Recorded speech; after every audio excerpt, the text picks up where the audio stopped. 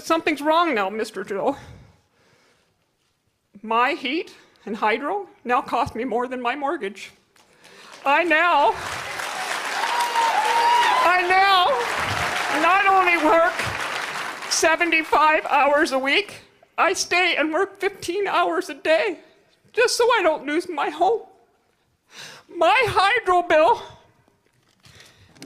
I want to share with you. A single family home, one person who works hard with a brace up to her leg, partially paralyzed every single day. I put that brace on and I'm proud to be Canadian, but something's wrong with our system. And I have faith in you and God that you're going to work hard to fix it.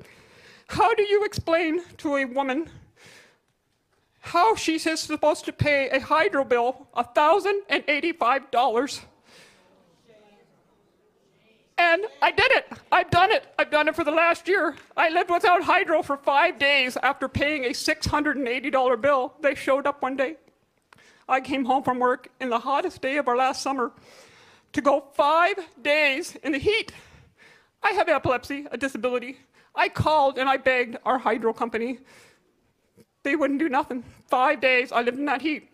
I'm asking you, Mr. Trudeau, and here is my question today.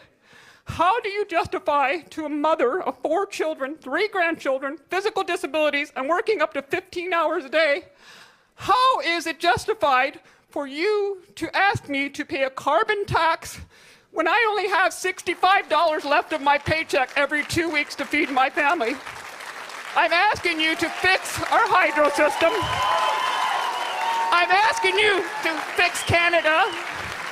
I'm asking you, Mr. Trudeau, I know we need HST. I know we need taxes to fix roads. I know we are a country that welcomes people from everywhere. I'm putting my faith in God and you that you're going to make our country a place that we can prosper again, that I don't have to wake up tomorrow and worry whether I'm thriving or I'm surviving. I don't have to go to work and eat instant oatmeal for lunch and live off Campbell's soup. I make almost $50,000 a year, Mr. Trudeau, and I'm living in energy poverty. Please tell me, how are you going to fix that for me and all of us in rural Ontario?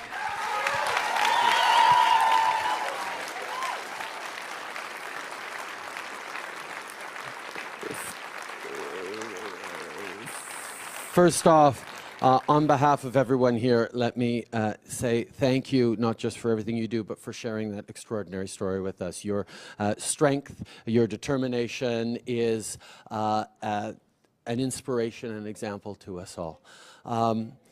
We are a country in which anyone with a quarter of your strength, of your drive, should be thriving and focused on how are you going to spoil your grandchildren with all your energy, as opposed to how are you going to get through the week or the day. A lot of different elements come into your question. A number of them are provincial. Hydro bills are provincial, but as you point out, the federal government's decision to put a price on carbon is something that we have moved forward with, and it's one that is causing consternation amongst a broad range of people, and I understand, because carbon and carbon emissions and carbon is part of everything we do, whether it's heating our homes or getting back and forth from work, or in the products we buy.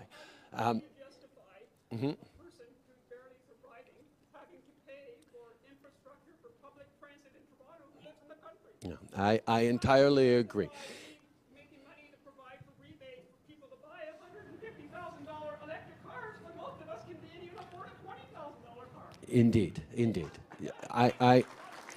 We need to realize that we are in a time of transition right now, that the world is moving off of fossil fuels, and that's a good thing, and it's an important thing, because quite frankly, the extreme weather events that are coming are going to be incredibly expensive, and not just for our communities, but for our agriculture, for people in the north, people right across the country. We are facing a challenge where we have to change behaviors, and it is important that those changes happen in a way that doesn't penalize our most vulnerable, that doesn't make it more difficult for families who are already stretched thin to succeed. And that's one of the reasons why what we're doing with the putting a price on carbon is we are leaving it up to the provinces to determine whether a carbon tax or a levy or a cap and trade system is right for them. And on the other hand, we are not taking any money outside of the jurisdictions that pay those carbon taxes. So it will be up